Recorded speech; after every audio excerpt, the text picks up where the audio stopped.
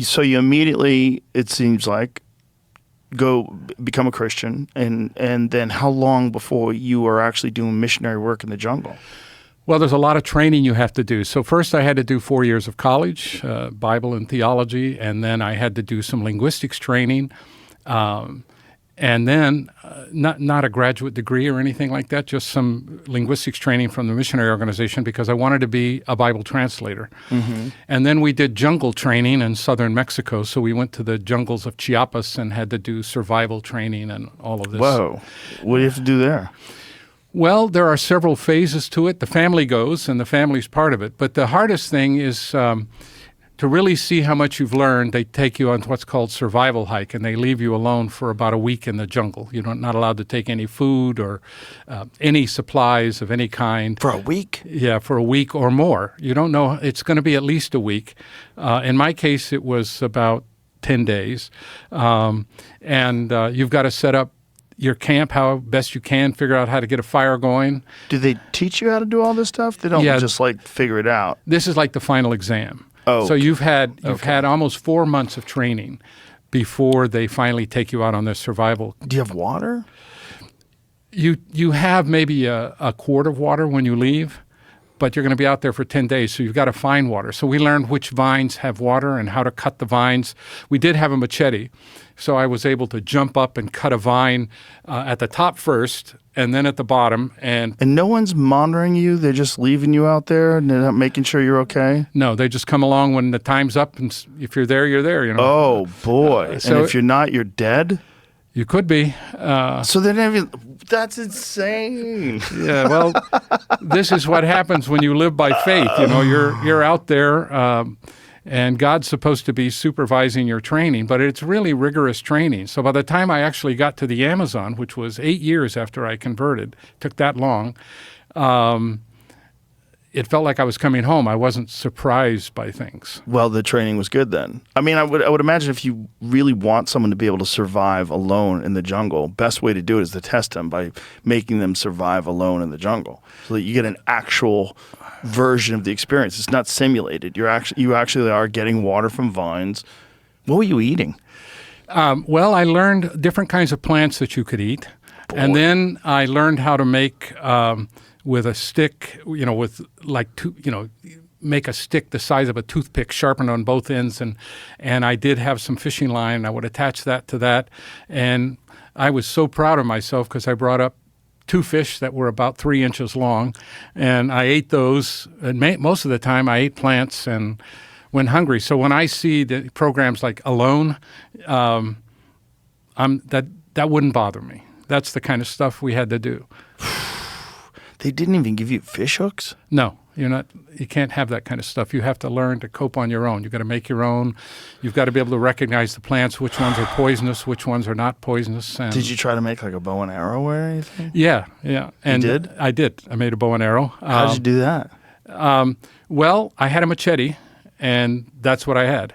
It's crazy they give you a machete. They won't give you fish hooks. Like, come on, guys. Yeah. Like, well, machetes fish hooks are so much easier to carry.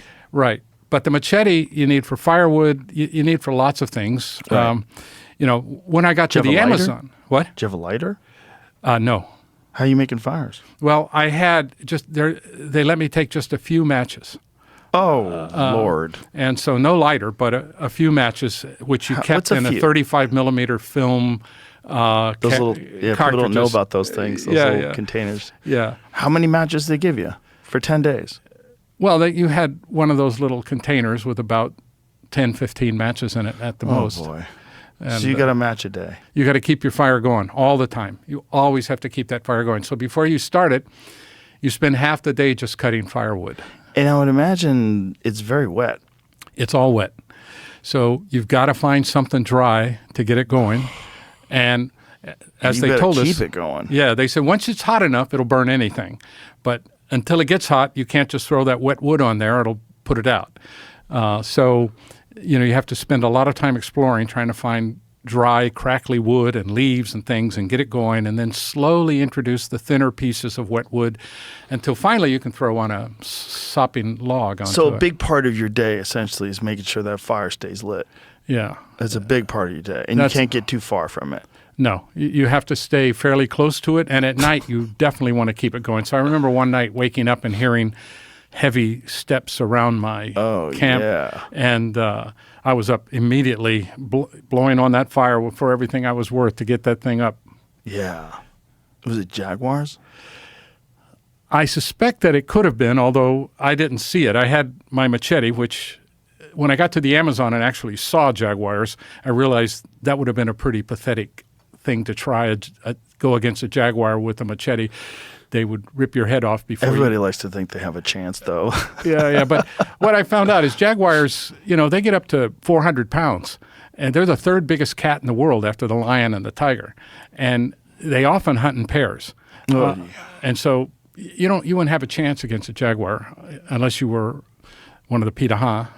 I know that guys alone by themselves have killed jaguars, but really, yeah. What are they using to kill a jaguar? Well, they're always with their bows and arrows. I have bow and arrow range for a jaguar. That's crazy. Well, you better have it ready because if it sneaks up on you. There's another group that I worked with for quite a while, several months, called the Banawa, and they use poisoned darts and poisoned arrows. So there's this story of this guy who went out hunting, and he reached a clearing in the jungle, and he saw a deer come out running straight for him. And at first he was happy, and he was going to kill the deer. And then he realized deers don't just come running out of the jungle towards people. And then right behind the deer came a jaguar. And the jaguar saw him, the guy, and he was bigger than the deer, so the jaguar just took off straight for him and jumped up. And the guy got his blowgun out in front of him. They're about 7 or 8 feet long, these big blowguns, and they're very sturdy. And the jaguar, he holds it away. The jaguar's back legs are tearing the meat off of his legs, and the jaguar's head just keeps snapping at his face, trying to get his face. And what saved his life was the jaguar jumped off to go around the back and try to get him from the back, but he had a poisoned arrow, and he stabbed the jaguar with it, and that hurts. And the jaguar started to run off, and then he shot it with a poisoned arrow. But he passed out, and his family found him a couple of days later with his legs just infected and torn to pieces. God. But he survived. And so these Pitaha, would they go hunt the jaguars? If they saw that it was a danger, if a woman went out and a jaguar or a mountain lion scared her, the men would go out to kill it.